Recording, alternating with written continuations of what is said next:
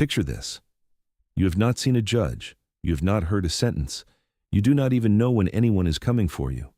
The man beside you has been coughing all night, too weak to sit up, too hungry to talk. By morning, he is dead. And you are still locked in the same room with the body, the stink, the lice crawling through the blanket, and the bucket everybody has been using as a toilet. This is not some medieval dungeon. This is a Wild West jail. If you like real history people usually don't talk about, subscribe, like the video, and tell me what state you're watching from. These 10 facts show what Wild West jails were really like, and the truth was worse than most people can imagine. On number 1, some towns did not even have a real jail. That is how low the bar could be on the frontier. People picture an arrest ending with iron bars, a locked door, maybe a narrow cell in a small sheriff's office. In a lot of places, even that was too much to expect. Some towns were so raw, so poor, or so badly thrown together that there was no proper lockup at all. A prisoner might be chained to a post, chained to a tree, left there until a sheriff could move him somewhere else or until a wagon finally came through that could carry him to a town with an actual jail. Stop and think about how brutal that really is.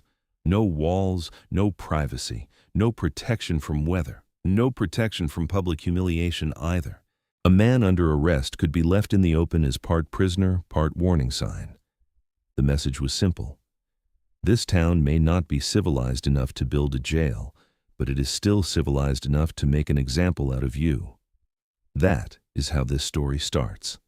Not with a prison, with a chain and whatever happened to be standing nearby. On number 2, a lot of Wild West jails were basically one-room dungeons. Not prison blocks, not rows of cells, not anything like the neat little lockups Western movies train people to expect.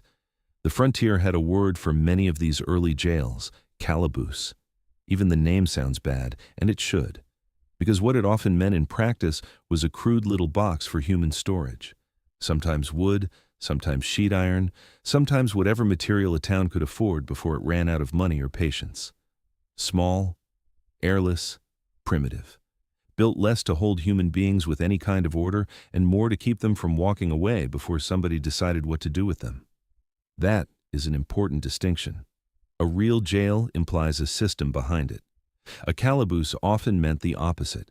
It meant the system was weak, the building was worse, and the prisoner was being thrown into something that felt closer to a hole with a door than a functioning institution. A frontier town could call it a jail if it wanted. That did not make it one in any civilized sense. On number 3, overcrowding turned jail into a human pileup. This is where the subject stops being rough and starts becoming disgusting. Once towns had a lockup, the next problem came fast.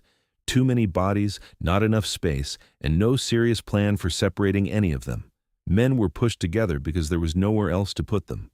First offenders with hardened ones, young prisoners with older ones, men waiting for trial with men already soaked in violence, witnesses, drunks, thieves, killers, all jammed into the same foul space while the law pretended the building itself counted as order.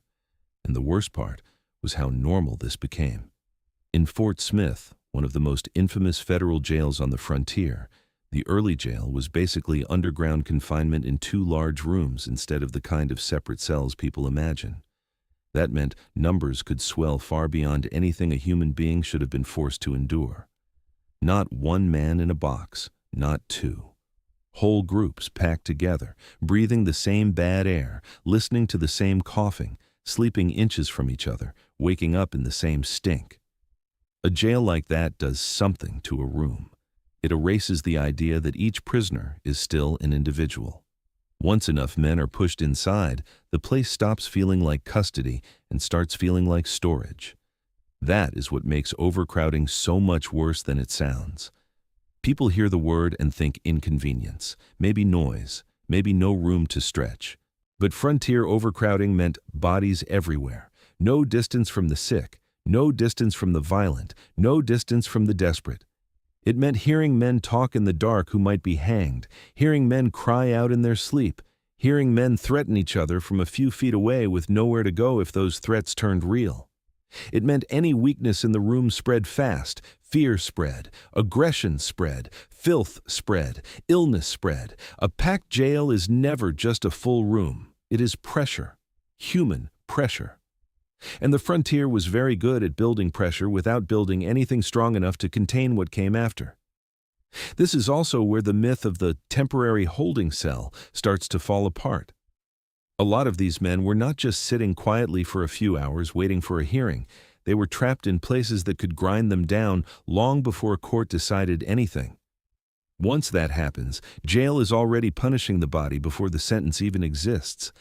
That is the real point of no return in this subject. The Wild West jail did not need to officially torture a man to start breaking him. Sometimes it only needed to crowd him into the wrong room with the wrong men and let the room do the rest. Crowding was bad. What that room smelled like was worse. On number 4, the toilet could be in the same room where men slept. That one detail alone should kill the clean little movie image of a frontier lockup. In Fort Smith, guards put urinal tubs inside unused fireplaces and hoped the flues would pull the smell upward and out. A desperate idea. It did not work the way they wanted. The stench stayed in the jail, seeped through the building, and was bad enough to drift upward into the courtroom above. Think about what that means. Men below were sleeping, waiting, rotting, and relieving themselves in the same confined space while judges and lawyers upstairs were breathing the proof of it. That is the kind of thing modern people do not really picture when they hear the word jail. They imagine bars, a bunk, maybe a rough blanket. On the frontier, the reality could be much uglier. The same room where a man lay down was also the room where waste sat, not hidden away behind plumbing, not flushed, not sealed off, sitting there, ripening in the same air everybody had to keep breathing. And once enough men were packed into one lockup, that smell stopped being a background detail and started becoming part of the punishment itself. A room like that changes fast. Warm bodies, bad air, stale clothing, human waste with nowhere decent to go, no serious ventilation, no separation, no relief. The smell settles into the walls, into the blankets, into the straw, into the clothes men have been wearing for days or weeks. It gets into food, it gets into sleep, it gets into the lungs. The frontier did not need some elaborate torture machine to make a jail miserable. It only needed too many men, too little space, and one tub where it did not belong. And there is something else about a setup like that that makes it worse. It strips a man of the illusion that he is still being held in some orderly process. A courtroom implies law. A waste tub in the same room where men sleep implies something else entirely. It implies containment first, dignity never. It implies that nobody building or running that jail expected human beings inside it to be comfortable, healthy, or even particularly clean. The law might still call it detention. The body would recognize it as filth. On number 5, prisoners slept in damp stone, mold, lice, and bed bugs. That is where the jail stops smelling bad and starts getting under the skin. In Fort Smith, men slept for years on rough flagstone floors. Blankets and straw mattresses soaked up dampness until they turned foul. Once the moisture got in, it stayed there. Bedding mildewed. Clothing stayed on bodies too long. The same shirts, the same pants, the same filth day after day until the smell of the room and the smell of the men inside it started becoming the same thing. And then came the parasites. Lice, bed bugs, the kind of infestation that does not just irritate a man but wears him down little by little. Sleep becomes shallow, scratching becomes constant, skin gets raw, rest stops feeling like rest. A man lies down tired and wakes up more miserable than he was before he closed his eyes. That is one of the ugliest truths about frontier jail life. Even sleep was not a break from punishment. Sleep itself became part of the misery. That matters more than it sounds. Most people can survive one rough night. They can survive a cold floor, a bad smell, a blanket that is barely a blanket. But jail was not one night. It was night after night after night, damp under the back, bites on the skin, mold in the bedding, bad air in the lungs. A room full of men turning in their sleep, coughing, muttering, scratching, waking, shifting, never really resting. After a while, the body starts to lose the simple things first: comfort, energy, calm. Then it starts losing something deeper: resistance. And that is what makes this part so important. Frontier jails were not only dangerous when fists flew or when men tried to escape, they were dangerous when nothing dramatic happened at all. A prisoner could be steadily degraded by the room itself, the stone, the damp, the insects, the smell, the lack of clean clothes, the lack of real sleep. No grand event, just the slow grind of filth wearing down the body one miserable night at a time.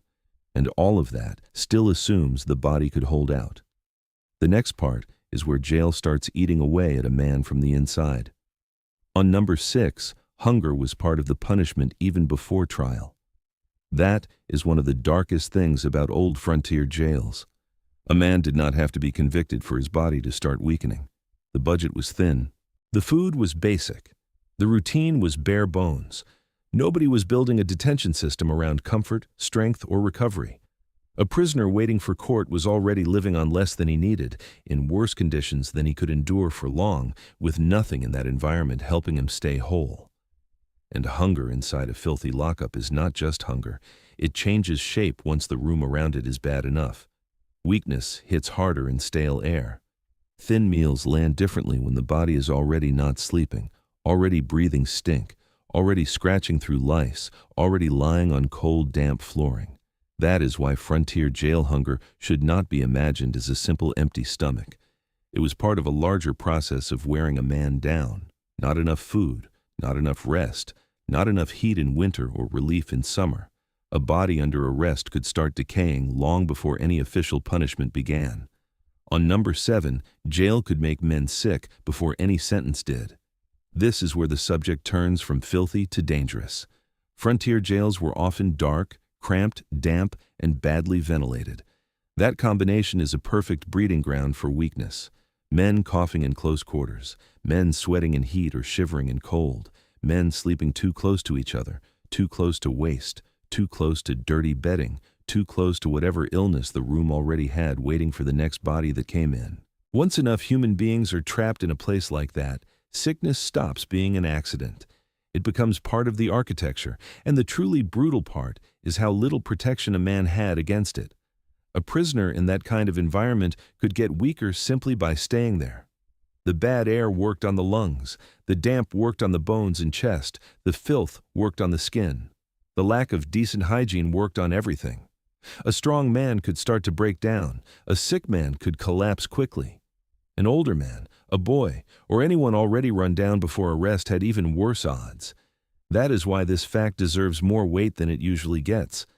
People are used to thinking about jail as a place that holds the body. But a place like this also attacked it. It was not just custody. It was exposure. Exposure to stale air, damp stone, parasites, stress, bad sleep, and the physical misery of too many human beings packed too tightly. The law might not have sentenced a man to sickness on paper. The building could do it anyway. And once illness got into a jail like that, the whole place changed tone. The coughing got louder, the smell got worse. The room started sounding different.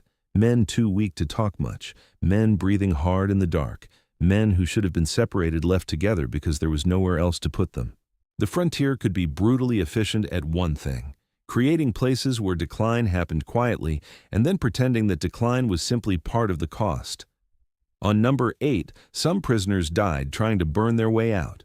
This is the fact that pushes the whole subject over the edge. A lot of primitive calabooses were built from wood because wood was cheap, available, and fast.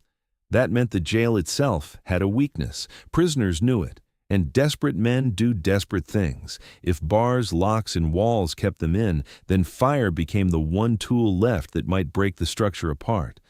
So they tried to burn their way to freedom. Now think about how horrifying that really is. A man is so desperate to get out of a frontier lockup that he decides setting the jail on fire is a better risk than staying inside it. That's already bad enough. But it gets worse. In many cases, the men who tried it died in the attempt. The same wood that gave them a chance to escape also turned the building into a trap.